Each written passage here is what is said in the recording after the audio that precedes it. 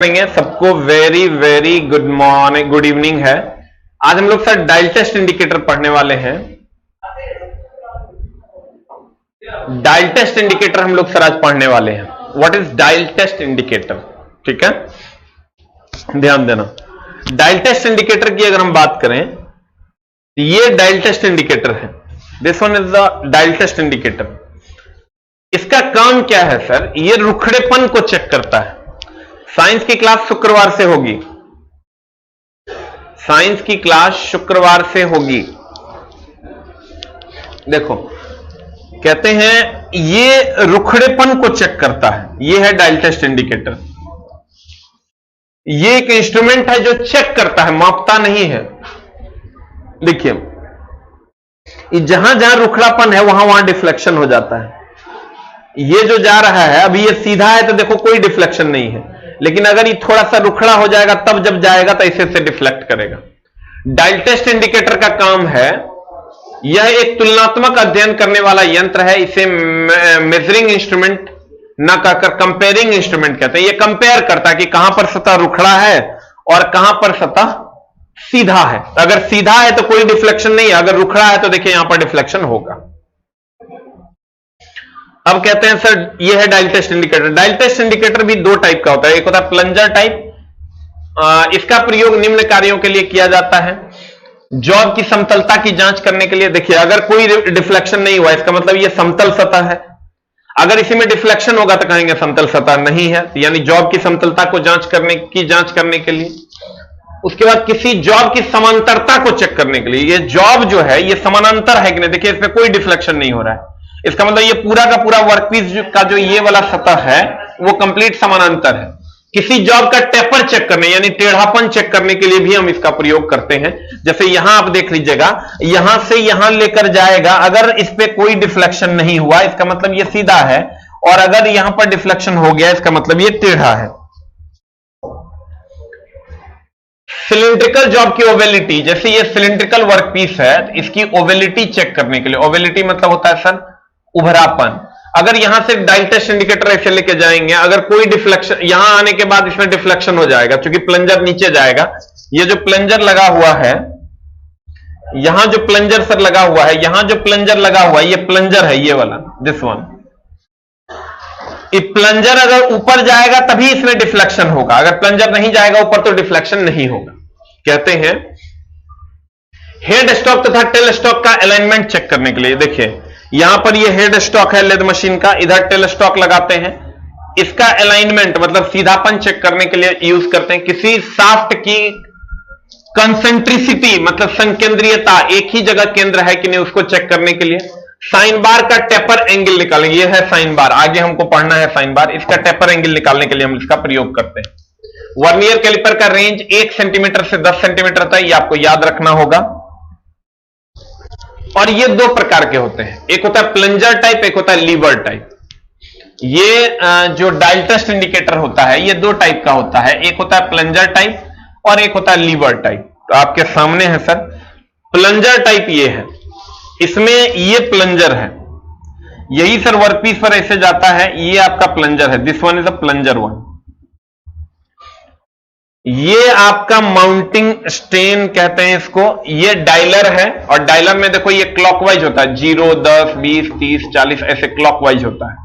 ये क्लॉकवाइज हो गया, ऐसे ऐसे घूमेगा तो ऐसे ऐसे घूमता तो एंटी क्लॉकवाइज होता है।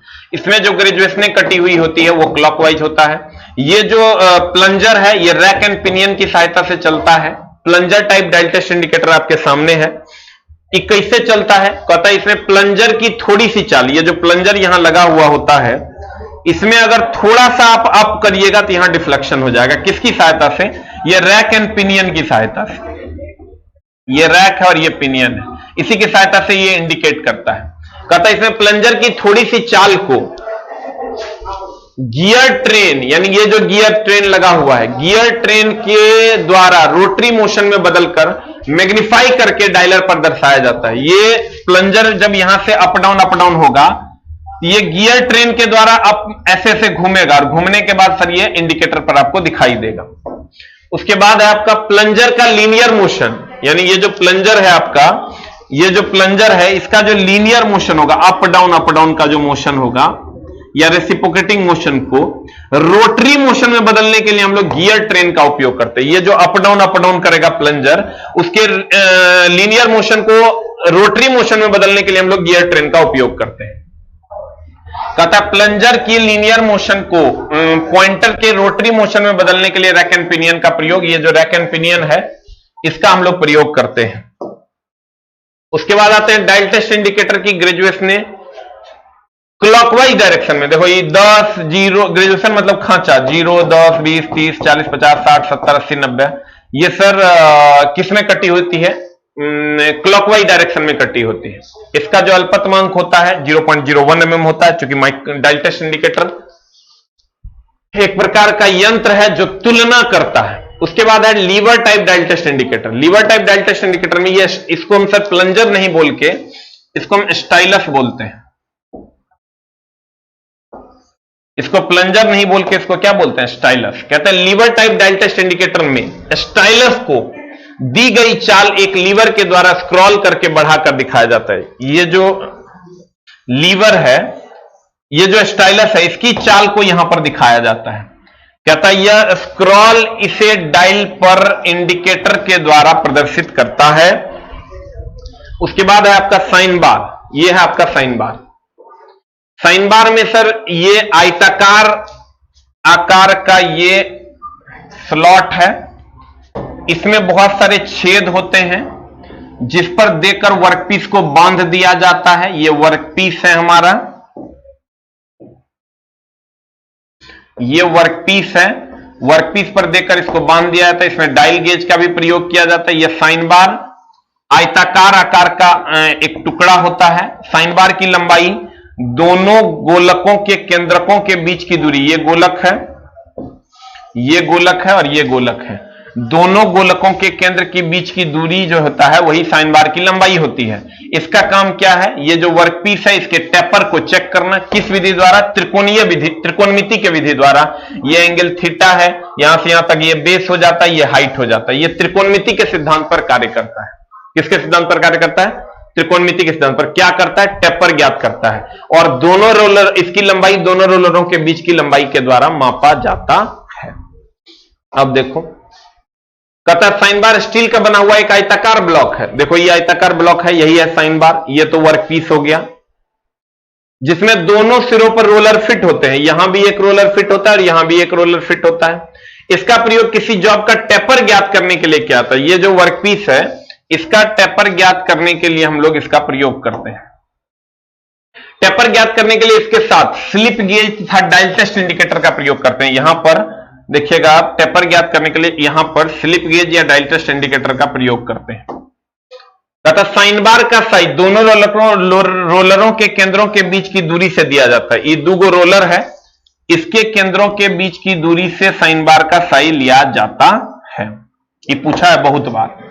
साइन बार त्रिकोणमिति के सिद्धांत पर कार्य करता है। देखिए रहा है, ये थीटा हो गया आपका, ये बेस हो गया और ये हाइपोटेन्यूस हो गया।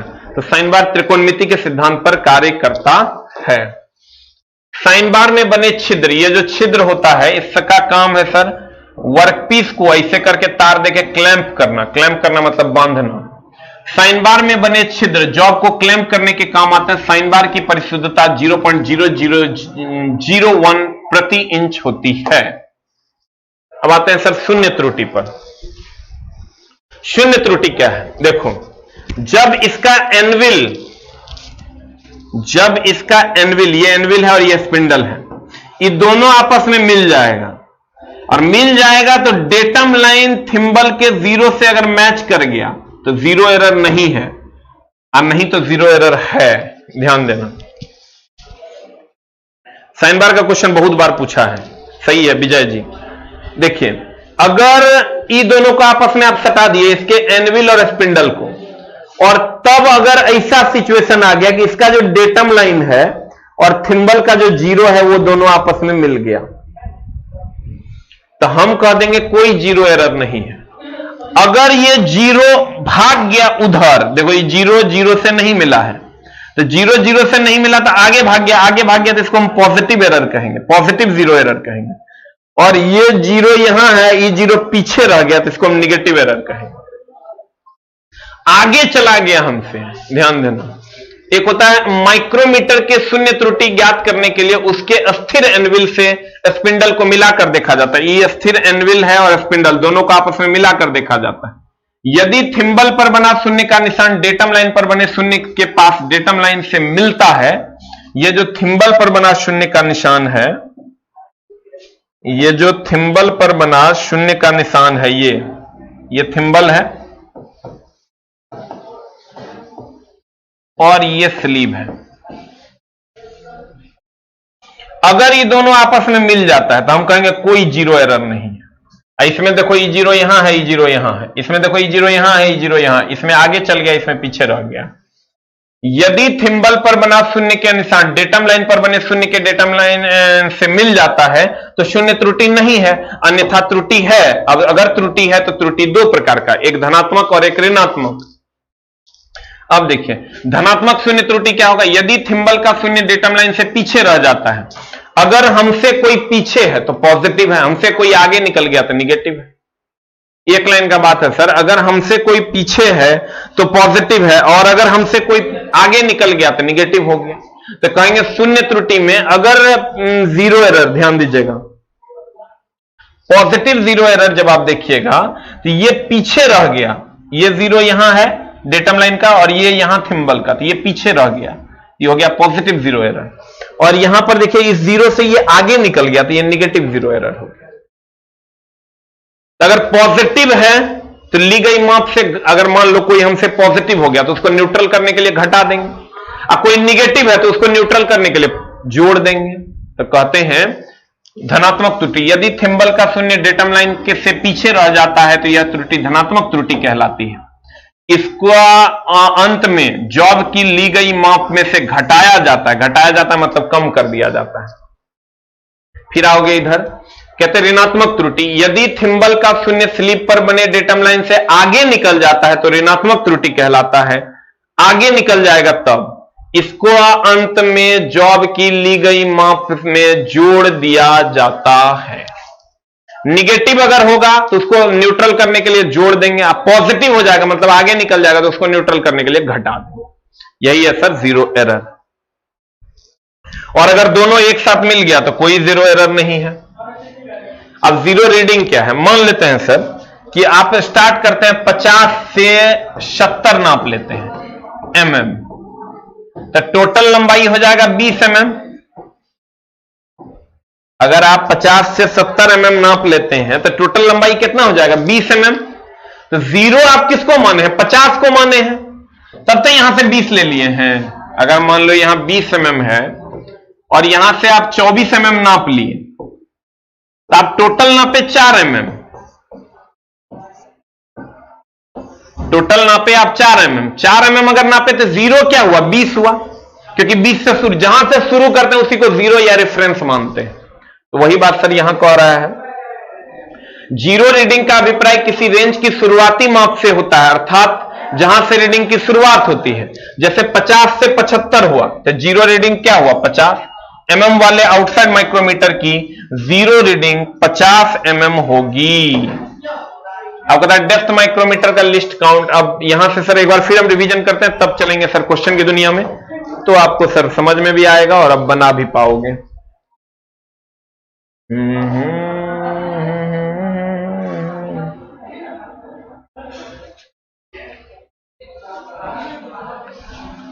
इस सर आप वो चीज सीख रहे हो, आपके लिए चाइनीज लैंग्वेज है, इसलिए चाइनीज लैंग्वेज है कि आपने कभी पढ़ा ही नहीं है इसको। इसलिए प्यारे बच्चों, दुलारे बच्चों, एकदम आराम से आपको पढ़ना पड़ेगा, समझना पड़ेगा, सीखने की कोशिश करनी होगी। क्या कहता है देखो, सूक्ष्म मापी यंत्र, सूक्ष्म सूक्ष्म चीजों को नापने के लिए आजकल बाजार में बहुत सारे यंत्र उपलब्ध हुए हैं जिसे हम सूक्ष्म मापी यंत्र कहते हैं। ठीक है, सूक्ष्म मापी यंत्र अलग अलग प्रकार के हैं, आपके सामने हैं। उसके बाद पहला है vernier calliper. Vernier calliper sir क्या करता है, वर्नियर कैलिपर बाहरी व्यास, अंदरूनी व्यास और डेप्थ, तीनों नापता है। वर्नियर कैलिपर की अगर हम बात करें, वर्नियर कैलिपर का अल्पतमांक 0.02 mm होता है। वर्नियर कैलिपर में एक मेन स्केल होता है, एक मेन स्केल होता है जिसमें सर फिक्स जबड़ा और फिक्स नीब लगा होता है, और एक मूवेबल स्केल यानी वर्नियर स्केल होता है जिसमें मूवेबल जबड़ा और मूवेबल नीब लगा हुआ होता है। मेन स्केल के पीछे ग्रूव कटा हुआ होता है जिसमें सर डेप्थ मेजरिंग स्ट्रिप आगे पीछे स्लाइड करता है।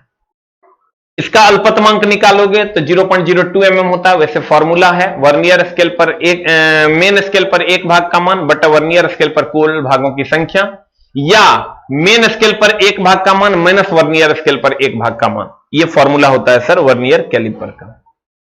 इसका मार्केट में sir 6 inch, 7 inch, 1 feet, 1 foot 2 feet तक अवेलेबल है। ये साधारणतः निकेल, क्रोमियम स्टील या वेनाडियम स्टील के बनाए जाते हैं। तीनों काम इससे हम कर लेते हैं। मेन स्केल हम आपको बता दिए, ये सब बता दिए। आगे बढ़िए, अल्पतमांक भी बता दिए। वर्नियर कैलिपर टाइप 1 जो हम लोगों ने पढ़ा है। वर्नियर कैलिपर टाइप 2, इसमें सर क्रॉस बिल टाइप जबड़े के जगह पर गोलाई में जबड़ा होता है जो आंतरिक माप भी ले लेता है वर्नियर कैलिपर टाइप 2 में। उसके बाद मैग्नीफाइंग विथ ग्लास होता है। मैग्नीफाइंग वर्नियर कैलिपर में सर मैग्नीफाई करके यानी बड़ा करके दिखाता है। डायल कैलिपर्स में डायलर लगा होता है जिसमें रैक एंड पिनियन के द्वारा डायलर काम करता है। सबका अल्पतमांक 0.02 mm होता है। यह डिजिटल है, डिजिटल में डिजिटली आपको दिखा देता है, यह सबसे शुद्ध होता है। इसका में स्क्रीन होता है जिस पर बहुत आसानी से नाप को देखा जाता है। वर्नियर गियर टूथ कैलिपर, इसमें गियर टूथ का कार्डल, एडेंडम और डिडेंडम या पिच डायमीटर को मापा जाता है। उसके बाद वर्नियर हाइट गेज है, इसमें हाइट को नापा जाता है। हाइट को अधिक शुद्धता से नापने के लिए हम लोग इसका उपयोग करते हैं। हाइट भी नापते हैं और मार्किंग भी करते हैं, अगर आप शुरू से क्लास किए होंगे तो।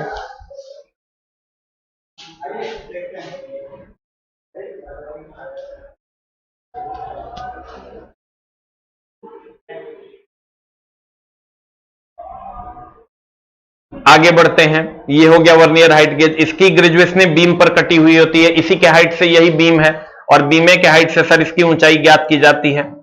इसका भी अल्पतमांक वही होता है। लेइंग आउट करते समय वर्नियर हाइट गेज का प्रयोग सरफेस प्लेट पर करते हैं। ग्रेजुएशन वर्नियर हाइट गेज के बीम पर कटी हुई होती है। इसका प्रयोग आमतौर पर डाइप्लेट, टेम्पलेट तथा जॉबों पर मार्किंग करते समय शुद्धता के लिए किया जाता है। वर्नियर हाइट गेज का अल्पतमांक 0.02 mm होता है। फिक्स वर्नियर हाइट गेज और एडजस्टेबल दो टाइप का होता है। वर्नियर डेप्थ गेज आपके सामने है, यह डेप्थ को नापता है, 0.02 mm होता है चूंकि वर्नियर है। डेप्थ अगर अधिक नापना है तो एक्सटेंशन रॉड लगा देते हैं। माइक्रोमीटर आपके सामने है, इसमें एक रेचेट होता है, एक थिम्बल होता है, एक स्लीव होता है, एक फ्रेम होता है, एक एनविल होता है, एक स्पिंडल होता है, एक लॉकनट होता है। स्लीव पर ही डेटम लाइन होता है। इसका अल्पतमांक 0.01 mm होता है। यह लीड और पिच या नट एंड बोल्ट के सिद्धांत पर कार्य करता है। हाई कार्बन स्टील या टंगस्टन कार्बाइड का बना होता है। डेटम लाइन स्लीव पर होता है। माइक्रोमीटर में लॉकनट को का काम है किसी भी स्थान पर नाप को लॉक कर देना। वर्कपीस पर रीडिंग को सेट करने के बाद उसे लॉक किया जाता है। माइक्रोमीटर में रेचेट स्टॉप प्रेशर कंट्रोल करने में सहायक होता है।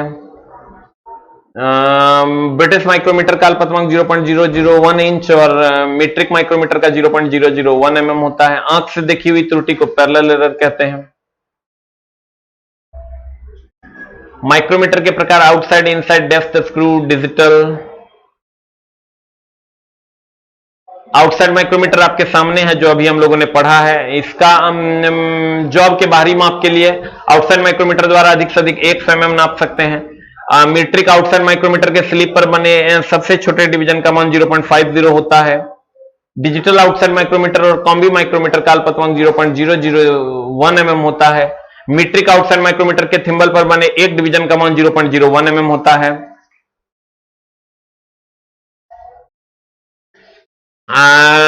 मीट्रिक माइक्रोमीटर के एक पूर्ण चक्कर में 0.5 mm थिम्बल चलता है। एक आउटसाइड माइक्रोमीटर के थ्रेडेड स्पिंडल का पिच 0.5 mm होता है। उसके बाद इनसाइड माइक्रोमीटर अंदरूनी व्यास को नापता है। यह है इनसाइड माइक्रोमीटर। कहता है इसका भी अल्पतमांक 0.01 mm। इसका प्रयोग आंतरिक माप लेने के लिए इसके द्वारा 2 इंच या 50 mm से छोटी माप नहीं ली जा सकती है। अधिक लंबे माप के लिए एक्सटेंशन रॉड, इसमें स्लीव के ऊपर थिम्बल होता है। यू आकार का फ्रेम और रेचेट नहीं होता है। रेचेट को होता भी है, किसी में नहीं भी होता है। थिम्बल के ऊपर रेचेट के स्थान पर फिक्स एनविल लगा होता है। Metric outside micrometer, inside micrometer 50 से 60 mm बिना एक्सटेंशन रॉड के नाप सकता है। प्रयोग इसका सावधानी क्या क्या है? जीरो एरर का पता लगा लेंगे, देख लेंगे कोई एरर है कि नहीं है। घूमते हुए अवस्था में नहीं नापेंगे, चूड़ी इसका टाइटली पकड़ेंगे। उसके बाद गहरी माप लेते समय डेप्थ माइक्रोमीटर डेप्थ नापता है गहराई मापने के लिए। इसमें माइक्रोमीटर की भांति ग्रेजुएशन बैरल थिम्बल कार्य करते हैं। अंतर सिर्फ इतना है कि स्लिप की ग्रेजुएशन आउटसाइड माइक्रोमीटर के विपरीत दिशा में होती है। डेप्थ माइक्रोमीटर 0 से 1 इंच 25 mm होता है। इससे अधिक गहरे ग्रूव लेने के लिए एक्सटेंशन रड लगाते हैं। इसका भी अल्पतमांक 0.01 mm होता है। स्क्रू थ्रेड माइक्रोमीटर वही है, स्क्रू थ्रेड नापते हैं। इसका सर ऊपरी भाग शंकुआकार होता है, नीचे वाला आकार भी आकार का होता है। इसका भी अल्पतमांक वही होगा 0.01 mm। भी ग्रूव को नापता है। भी चूड़ियों का पिच डायमीटर निकालने के लिए एनविल भी तथा स्पिंडल का कोण 60 डिग्री और जबकि विटवर्थ में 55 डिग्री होता है। ये तो हम आगे पढ़ाएंगे तुमको। वर्नियर माइक्रोमीटर इसकी शुद्धता अधिक होती है, 0.01 नहीं 0.001 mm होती है, क्योंकि इसमें एक अलग से वर्नियर स्केल लगा हुआ होता है। इसका भी डेटम लाइन स्लिप पर होता है। बेवल प्रोटेक्टर है, कोण नापता है। यह कितना नापता है? 1 डिग्री के 12वें भाग या 5 मिनट तक की शुद्धता में नाप देता है। रेफरेंस सरफेस के लिए हम लोग स्टॉक का प्रयोग करते हैं। वर्नियर बेवल प्रोटेक्टर के डिस्क पर मेन स्केल डिवीजन बना होता है। इसके प्रत्येक वर्नियर स्केल का मान 1 डिग्री या 55 मिनट होता है। इसके प्रत्येक स्केल के डिवीजन का मान 1 डिग्री होता है। फिर यहां से हम लोग डायल टेस्ट इंडिकेटर पढ़े हैं। डायल टेस्ट इंडिकेटर आपके सामने है। ये समतलता को, टेपर को, ओवेलिटी को चेक करता है और समांतरता को भी चेक करता है। ये साइन बार पर भी यूज किया जाता है। इसका वर्नियर कैलिपर का रेंज 1 से 10 सेंटीमीटर होता है। और ये दो टाइप का, प्लंजर टाइप और लीवर टाइप है। प्लंजर टाइप आपके सामने है। प्लंजर में रैक एंड पिनियन की सहायता से अप एंड डाउन होता है और बदलने के लिए रैक एंड पिनियन लगाते हैं। इसका अल्पतमांक 0.01 mm होता है। ग्रेजुएशन क्लॉकवाइज में कटी हुई होती है। लीवर टाइप जो होता है, इसमें एक स्टाइलस होता है। स्टाइलस से ही ये रेसिप्रोकेटिंग मोशन को रोटरी मोशन में बदल देता है। साइन बार आपके सामने है। ये आयताकार पार्ट होता है। इसमें की लंबाई नापने के लिए दोनों गोलकों के केंद्रों के बीच की दूरी नापते हैं। इसमें छेद होता है बहुत सारा, जिससे वर्कपीस को पकड़ते हैं। इसमें डायल टेस्ट इंडिकेटर लगा होता है जो टेपरिंग नापता है या त्रिकोणमिति के सिद्धांत पर कार्य करता है। जीरो एरर है अगर एनविल को स्पिंडल से मिला दिए और स्लीव का डेटम लाइन थिम्बल के 0 से कंप्लीट मैच कर गया तो जीरो एरर नहीं है। पीछे है तो पॉजिटिव जीरो एरर है, आगे है तो निगेटिव जीरो एरर है। पीछे है तो जो पॉजिटिव है तो उसको न्यूट्रल करने के लिए घटा देंगे और निगेटिव है तो उसको न्यूट्रल करने के लिए जोड़ देंगे। अब है आपका पहला क्वेश्चन। अब जल्दी जल्दी क्वेश्चन बनाइए, अब फिर चलेंगे हम लोग क्वेश्चन की दुनिया में। अगर देखिए अब बनता है कि नहीं, अगर क्रमबद्ध ज्ञान आप लिए होंगे विज्ञान की तो आपसे क्वेश्चन बन जाएगा। बताइए डेप्थ माइक्रोमीटर का लिस्ट काउंट निम्न में से कितना होता है? बताइए, माइक्रोमीटर है, हम नहीं बताएंगे, आप ही लोग बताइए। डेप्थ माइक्रोमीटर का अल्पतमांक बताइए कितना होगा, जल्दी जल्दी बताओ, comment set. What is the answer? Deepak ji, Rudal ji, जल्दी जल्दी बताइए आंसर क्या होगा। What is the answer? Depth micrometer है। अगर वर्नियर कैलिपर है, इसका अल्पतमांक 0.02 mm होता है। अब वर्नियर माइक्रोमीटर है, इसका अल्पतमांक 0.01 mm होता है। बता आंसर जल्दी जल्दी।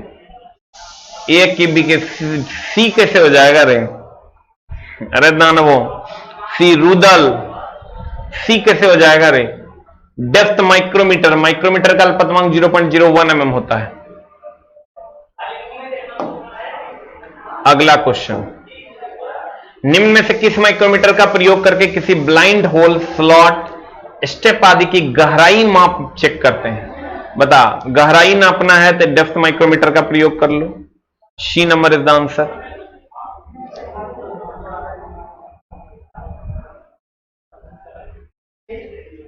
होगा रे? अगला बता, निम्न में से किस सिद्धांत पर डेप्थ माइक्रोमीटर को बनाया जाता है? स्क्रू थ्रेड के लीड और पिच के सिद्धांत पर बनाया जाता है। यदि स्क्रू थ्रेड के लीड पर, पिच पर, इनमें से कोई नहीं, आंसर हो जाएगा सी फॉर कैट। निम्न से किस माप तक की सूक्ष्मता को माइक्रोमीटर द्वारा मापा जाता है? माइक्रोमीटर द्वारा 0.01 mm तक की शुद्धता को मापा जाता है। अल्पतमांक यही है। बाहरी माप को मापने के लिए किस माइक्रोमीटर का प्रयोग किया जाता है? आउटसाइड माइक्रोमीटर का प्रयोग किया जाता है। जल्दी जल्दी बनाओ।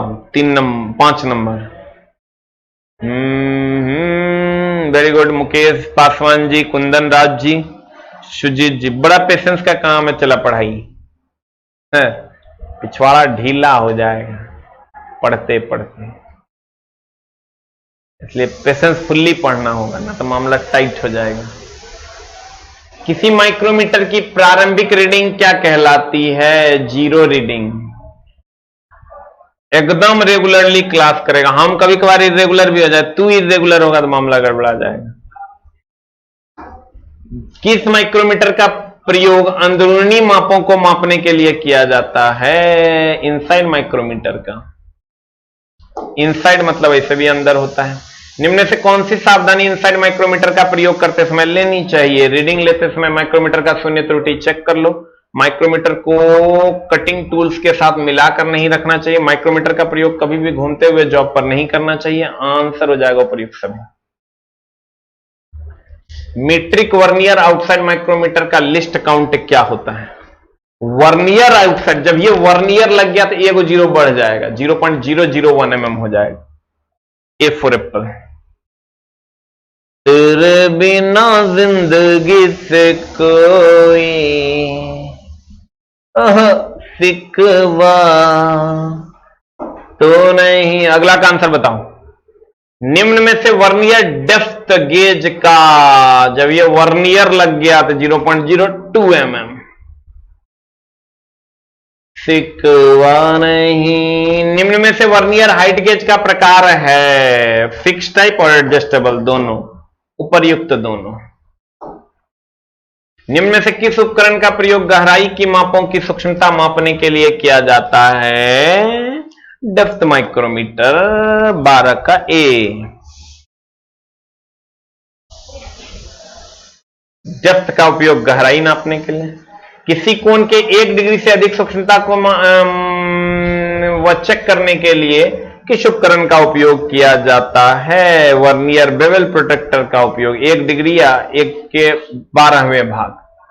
निम्न में से किस उपकरण का प्रयोग गियर के दांतों, gear tooth vernier calliper, digit outside micrometer तथा कॉम्बी माइक्रोमीटर का लिस्ट काउंट कितना होता है? बता जल्दी से क्या होगा? What is the answer? बहुत प्यार करते हैं तुमको सनम। जल्दी बता 15 का आंसर। कसम चाहे ले लो, कसम चाहे ले लो, खुदा की कसम। जल्दी जल्दी बता रहे आंसर, नंबर देके आंसर बता। पता चला हम चल गए 16 पे, तू है 9 पर। डिजिट आउटसाइड माइक्रोमीटर या कॉम्बी माइक्रोमीटर का लिस्ट काउंट पीछे लिखा हुआ है मेरी जान। 15 का आंसर जल्दी से बता दे, आंसर क्या होगा? 15।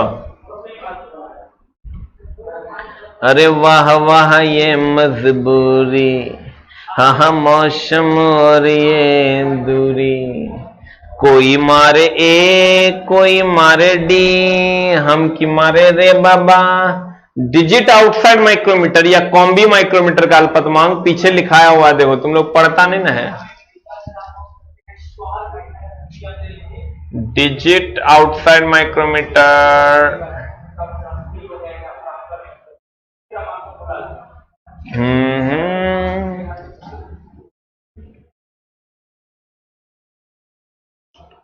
कहां था?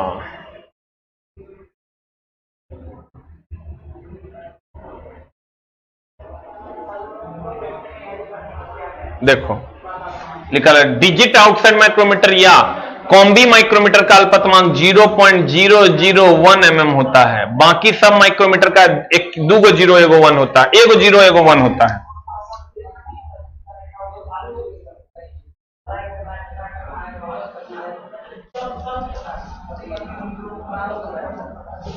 डिजिट आउटसाइड माइक्रोमीटर, देखो माइक्रोमीटर अगर कहे, माइक्रोमीटर कहे तो 0.01 mm, अगर डिजिट आउटसाइड या कॉम्बी कहे तो हो जाएगा 0.001 mm। हाँ एकदम रमेश जी, आपका कमेंट्स आ रहा है। You will get the answer.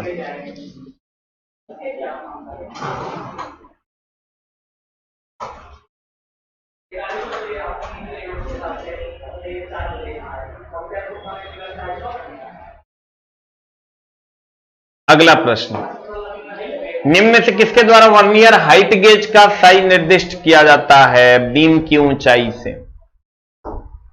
Measuring tape का रेंज अनंत। वर्नियर हाइट गेज के द्वारा मार्किंग करते समय कार्य को क्या करना चाहिए? एंगल प्लेट का आश्रय लेना चाहिए, किसी अन्य वर्कपीस द्वारा आश्रय, एक हाथ द्वारा पकड़ना चाहिए, बिना आश्रय के पकड़ना चाहिए, एंगल प्लेट द्वारा पकड़ना चाहिए। वर्नियर बेवल प्रोडक्ट का 5 इंच लिस्ट काउंट प्राप्त करने के लिए स्केल की 23 डिग्री की कितने बराबर भागों में, 1/12 न होता है तो 12 बराबर भागों में बांट देंगे। शुद्धता अधिक होती है डिजिटल की। अधिक से अधिक आउटसाइड माइक्रोमीटर द्वारा कितनी दूरी नाप सकते हैं? बता जल्दी से, अधिक से अधिक आउटसाइड माइक्रोमीटर द्वारा कितनी दूरी माप सकते हैं? What is the answer? ये इसके जब फिटर में ये सब का है क्लास शेयर करता है, फिटर और इलेक्ट्रिशियन में किसी का नहीं करेगा, सिर्फ गड़बड़ा जाता है, उतना मत करो। बता इसका आंसर, अधिक से अधिक आउटसाइड माइक्रोमीटर द्वारा कितनी दूरी मापी जा सकती है? 100 mm। अगला, इनसाइड माइक्रोमीटर के थिम्बल के ऊपर निम्न में से क्या होता है? थिम्बल के ऊपर बता क्या होगा? बता, थिम्बल के ऊपर क्या होता है? रेचेट। थिम्बल यहां होता है स्लीव, स्लीव के बाद होता है थिम्बल, और थिम्बल के ऊपर ये रेचेट, ये थिम्बल, ये स्लीव। यूनिवर्सल बेवल प्रोटेक्टर का सिद्धांत निम्न में से किसके बराबर होता है? वर्नियर बेवल प्रोटेक्टर के समान। अब कुत्ता के गुण कुत्ते के समान ना होगा रे, कुत्ता के गुण आदमी के समान नहीं है ना, हो जाएगा। क्वेश्चन नंबर 24, साइन बार का कार्य है समतलता और टेपर चेक करना, दोनों। निम्न में से कहां वर्नियर माइक्रोमीटर का वर्नियर स्केल बना होता है? वर्नियर माइक्रोमीटर का वर्नियर स्केल स्लीप पर बना होता है, याद करो। निम्न में से किस जगह पर माइक्रोमीटर का डेटम लाइन होता है? माइक्रोमीटर का जो डेटम लाइन होता है वो स्लीप पर होता है। एक पूर्ण चक्कर में 0.50 mm। वर्नियर बेवल प्रोटेक्टर का लिस्ट काउंट 1 डिग्री के 12वें भाग यानी 5 मिनट के बराबर। निम्न में से मीट्रिक माइक्रोमीटर का लिस्ट काउंट होता है, बता कितना हो जाएगा? मीट्रिक माइक्रोमीटर, माइक्रोमीटर है 0.01 mm। अगला, किसी आउटसाइड माइक्रोमीटर की सही रीडिंग कैसे ले सकते हैं? सही रीडिंग देखो, वास्तविक रीडिंग में निगेटिव एरर को जोड़कर, वास्तविक रीडिंग में निगेटिव एरर को घटाकर, वास्तविक रीडिंग में निगेटिव एरर को दोगुना करके, वास्तविक रीडिंग में निगेटिव एरर को दोगुना करके। दोगुना तो होगा नहीं, निगेटिव एरर है तो उसमें जोड़ना पड़ेगा, तो जोड़ना पड़ेगा। देख लो आंसर क्या है। निगेटिव एरर का चूंकि क्वेश्चन है, निगेटिव निगेटिव निगेटिव निगेटिव, तो गुना तो होगा नहीं, 2 गुना 3 गुना नहीं होगा, जोड़कर होता है। निगेटिव में होता है तो उसको जोड़कर न्यूट्रल करते हैं, पॉजिटिव यानी आगे चल जाता है तो घटाकर न्यूट्रल करते हैं। तो निगेटिव एरर है तो जोड़कर करेंगे। 80 से 90 mm वाले आउटसाइड माइक्रोमीटर की जीरो रीडिंग कितनी होती है? 80 mm। जहां से शुरू करेंगे वही जीरो रीडिंग हो जाएगा। जहां से शुरू करेंगे वही क्या हो जाएगा, 0 रीडिंग हो जाता है। निम्न में से किस उपकरण का प्रयोग करके बाहरी व्यास की संकेंद्रीयता को चेक किया जाता है? Outside micrometer. संकेंद्रीयता ना, बता इसका आंसर क्या होगा? What is the answer for 32? D number, बाहरी, ठीक है, बाहरी व्यास ने कह रहा है तो आंसर सही है। अगला, वर्नियर कैलिपर द्वारा ली जाने वाली न्यूनतम माप को कहते हैं लिस्ट काउंट। 35 का आंसर हो जाएगा B for ball. Very good, सही है Vijay Kumar ji, Putin ji.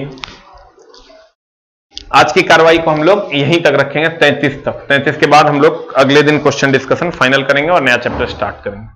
Thank you very much.